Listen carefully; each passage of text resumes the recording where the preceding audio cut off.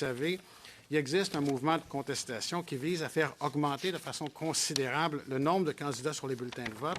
Ça a commencé à la 44e élection générale. On l'a vu dans 4 élections partielles subséquentes. J'ai ici le bulletin dans l'élection à l'automne de la salle Aymar-Verdun. Il y a 91 noms sur 2 colonnes, un bulletin qui a 1 mètre de long. Alors, vous imaginez les difficultés pour un électeur qui a un déficit ou qui a des problèmes de littératie ou qui ne peut manipuler adéquatement un bulletin comme ça. Alors, si le nombre de candidats augmente encore, je vais devoir réduire la taille de la police de caractère utilisée sur le bulletin de vote, ce qui ne va pas aider les électeurs qui ont un problème de littératie ou un handicap. Alors, bien que j'appuie la proposition du projet de loi de faire passer de 75 à 100 le nombre de signatures nécessaires dans l'acte de candidature, il est important de veiller à ce que l'exigence concernant les signatures ne soit pas vidée de son sens. Dans le cas de l'initiative du plus long bulletin de vote, on a vu des actes de candidature pour différents candidats qui comportaient des signatures en très grande partie identiques. C'est donc dire que les électeurs qui signent les actes de candidature appuient la nomination non pas d'un candidat en particulier, mais plutôt du plus grand nombre de candidats, quels qu'ils soient, conformément aux objectifs du comité du plus long bulletin de vote. Alors, en septembre, j'ai écrit au ministre Leblanc pour demander au gouvernement d'examiner un amendement au projet de loi dont je traite dans le tableau qui a été partagé avec le comité, afin que les électeurs ne puissent signer l'acte de candidature que d'un seul candidat. Il est toutefois essentiel de garantir que l'acte de candidature ne sera pas rejeté ou remis en question simplement parce qu'un électeur aurait signé l'acte de quelqu'un d'autre. Le candidat ne sait pas quels autres actes de signature la personne aurait pu avoir signé. Donc, on parle d'une interdiction. Now, on another matter, we've seen this in a few by-elections, this protest movement that you've alluded to, in which there have been 50 candidates on the ballot in Winnipeg and Montreal and in Toronto.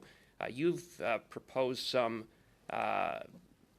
potential amendments to the Act. I welcome those suggestions. I would note as well that I think in each of the 3 ridings, the same official agent represented all of the candidates.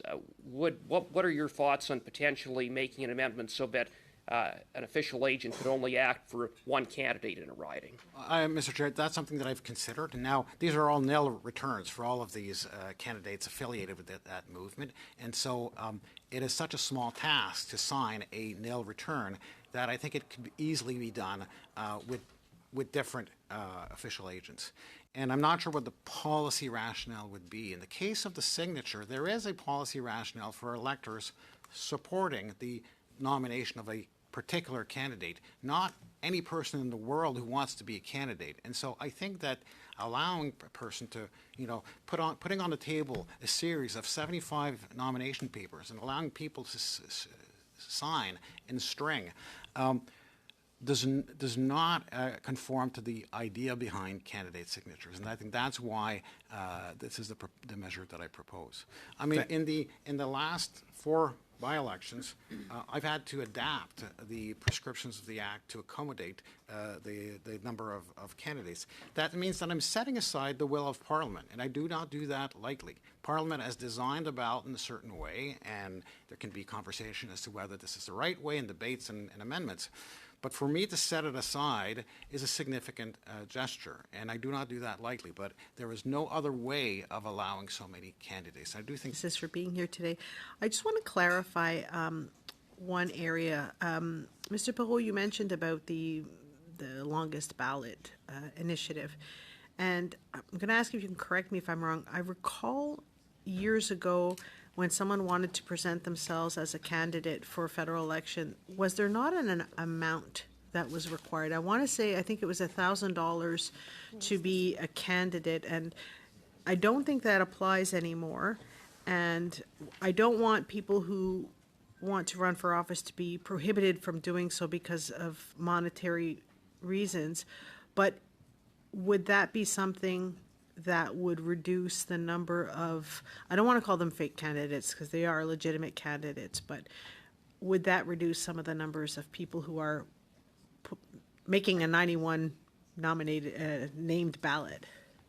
There was a $1,000 deposit. It was refunded on the submission of the financial returns. So basically, in a way, it's sort of a performance bond for the candidates. It was struck down by the courts on charter grounds on the basis that it allows wealthy but frivolous candidates to run and prevents poor but serious candidates from running. So it's difficult to see any significant amount being imposed as a prior condition.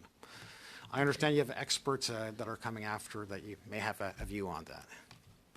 I just wanted to clarify if it was still in effect. I don't think it was. Okay. It was removed following a I believe it was a federal court. It was a Court of Alberta, Queen's Bench. Alberta Queen's Bench